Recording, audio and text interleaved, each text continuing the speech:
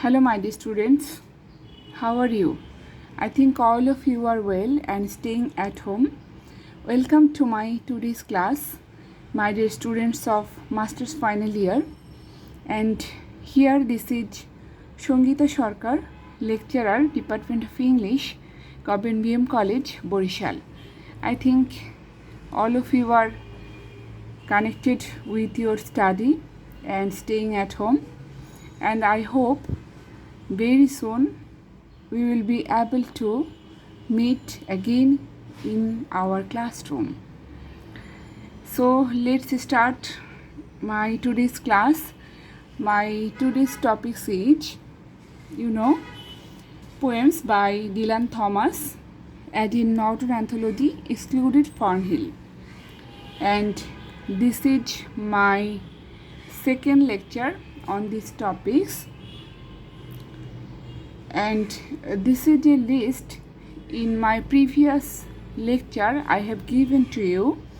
The list is here. After the funeral, poem in October, a refusal to mourn the death by fire of a child in London, in my craft of soul and art, the hunchback in the park, do not go gentle into that good night, the force that through the green fuse drives the flower.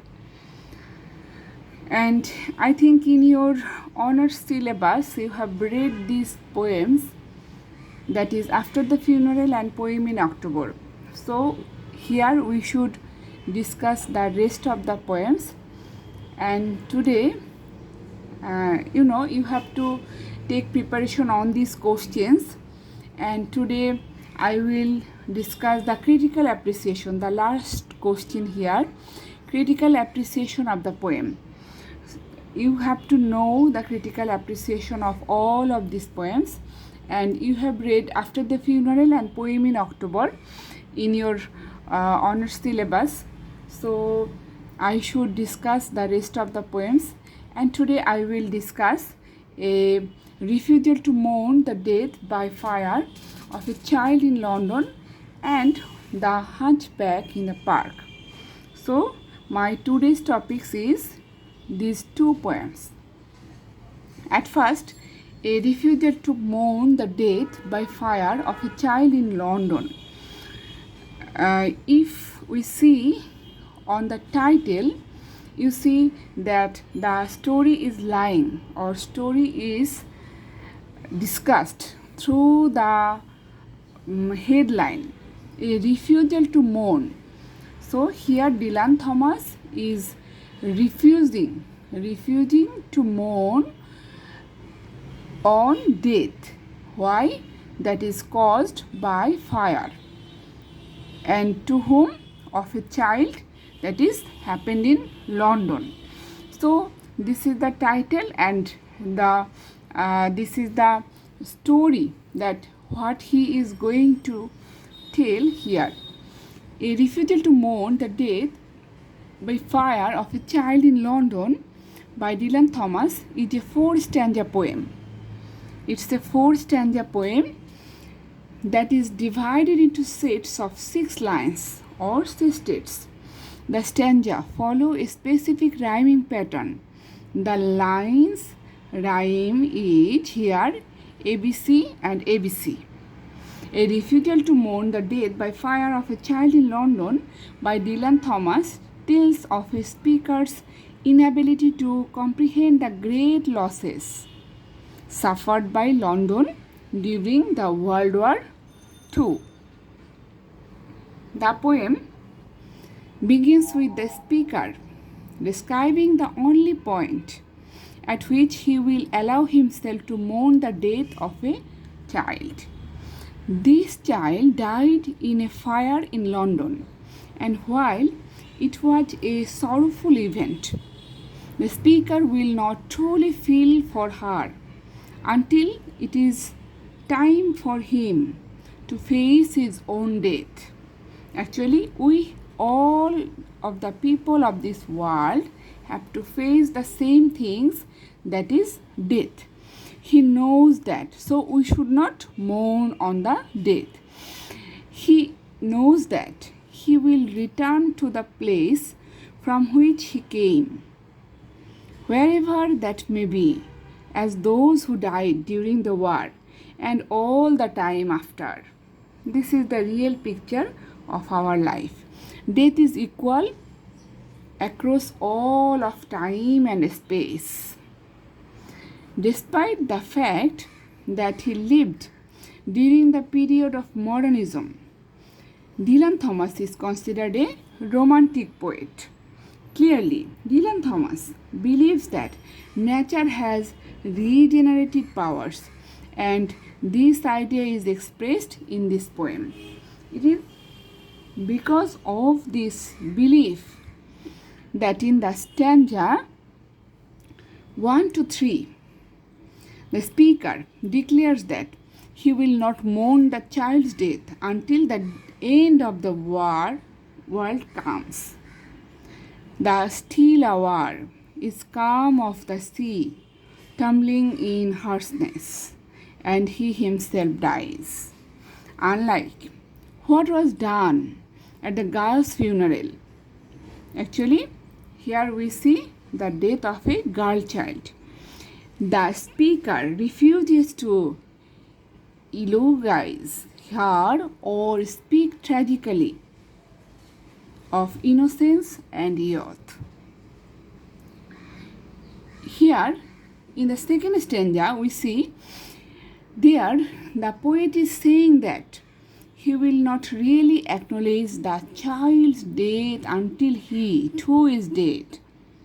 But look at how he characterizes death here.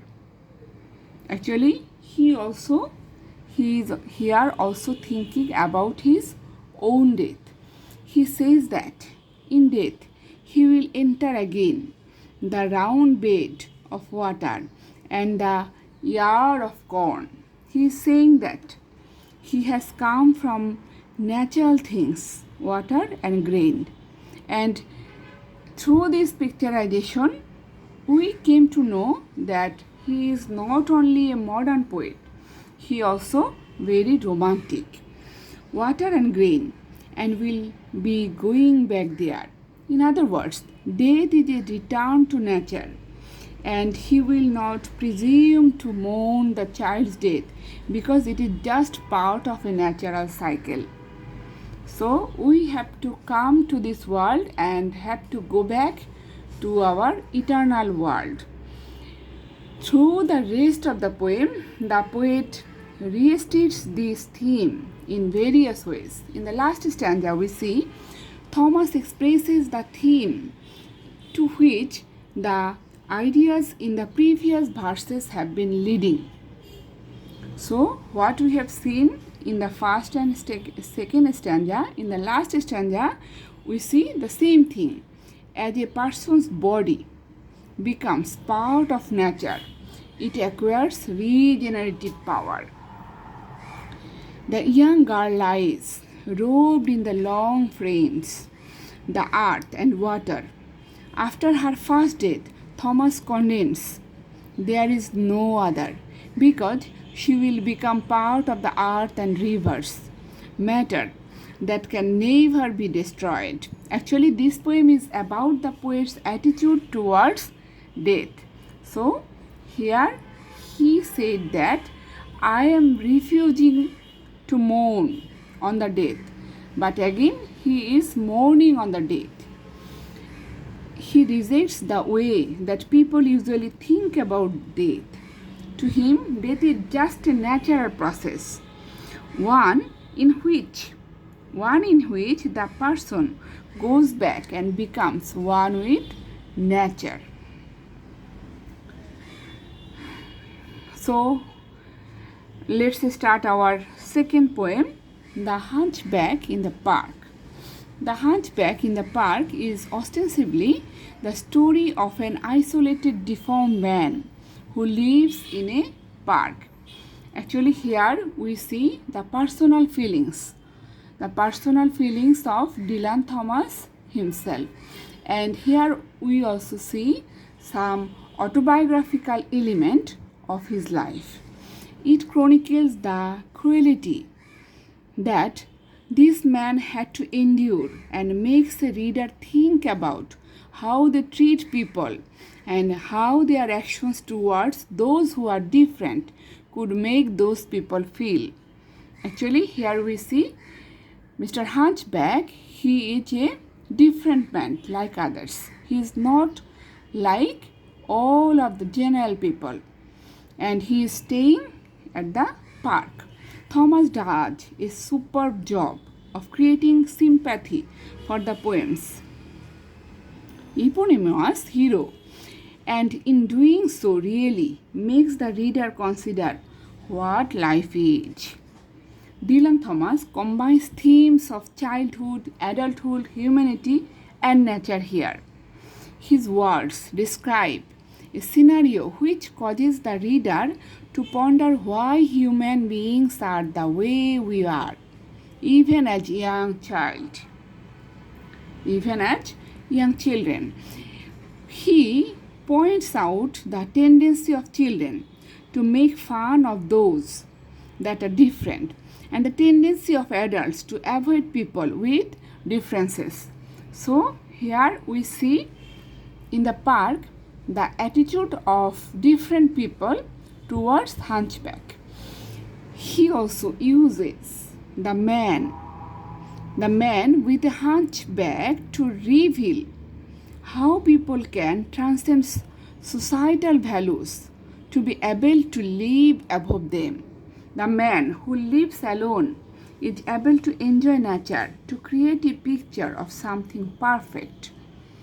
This suggests that perfection of the mind is more important than bodily perfection. The speaker in the Hunchback in the park helps the readers to value human life because of the human mind and creativity rather than physical form. Actually, the man, he was not physically decorated, but he was perfect in his attitude, or mentally we see the perfection of that person. The Hunchback in the park causes the readers to question their own feelings towards other human beings, towards nature, and towards their own minds. The Hunchback in the park, it is somber. That means said piece. It is presented in 7 stanzas, all of which are equal in length, containing 6 lines each. Despite this highly organized structure, the poem has a disjointed feel due to the long sentences. The poem is littered with incumbent lines and actually only has 3 full sentences in total. Here we see only 3 full sentences in total. This is possibly to help emphasize the fact that on the face of it, the Hunchback's life is simple, but underneath what everybody sees there is a complex human being with a wealth of emotions that he struggles to deal with.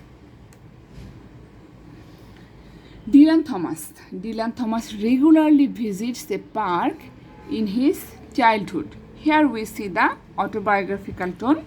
This poem is his childhood experience. When he goes to park, he recollects the childhood memories once again. He used to play in the park. He likes fountain in the park, where he said sail the paper boats. While he is remembering, he thinks of a poor hunchback in the park who resides in the park. Life of Hunchback in the park. The hunchback is deserted by the people. No one cares of him, and nature takes the responsibility of him. Nature plays with him. He decides between trees and roams around water bodies in the park. Nature keeps company with him. He stays with animals and birds around him. The thrown outs feed him. The buns thrown out of newspaper folding he gathers and satiates his hunger. And he satiates his hunger. He drinks water from the fountain of the park. There used to be a chain cup to drink water, not to be stolen by anyone. Actually, this is all about the personal life of Hunchback the man was dealing with. Mischievous children filled the cup, which is used by Hunchback, with stones. He sleeps in the shelter of dog. He is assimilated by the nature. He always stayed in slumber. He is referred as sleeping log by Dylan Thomas. Thus, the life of Hunchback goes on. The visitors of park do not bother about him. He is not bound and escapes his presence to the park keeper. If he sees, he may drive him out. The park keeper holds the stick with which he picks the leaves. The sound will alert him his arrival and stays among trees. Actually, he always mixed with the nature in the natural scenario. In the night time, he retires to his kennel and sleeps. Nature is accompanying him wherever he goes. Thus, the element of nature is conspicuous. The nature follows him in the evening. Actually, all day and night he is followed by the nature. The most irritating factor to the poet is that the truant children who visit to the park, they mock at the physically handicapped person. They jeered at him and call often Mister, which refers to the people without little nobility. And here we see the general attitude of the people towards the handicapped person. They also want to scare him by facial expressions and by eyes. On Sundays, he is left alone without any people present in the park. Then nature provides solace. Till here, we assume that this is a kind of pity poem to be sympathetic. This is where Dylan poems differ. And here we see entry of a lady. The twist comes as one day a lady visits the park. In the view of poet, she is without any deformity. She stays and observes the hunchback all the time. She is tall and stays till evening.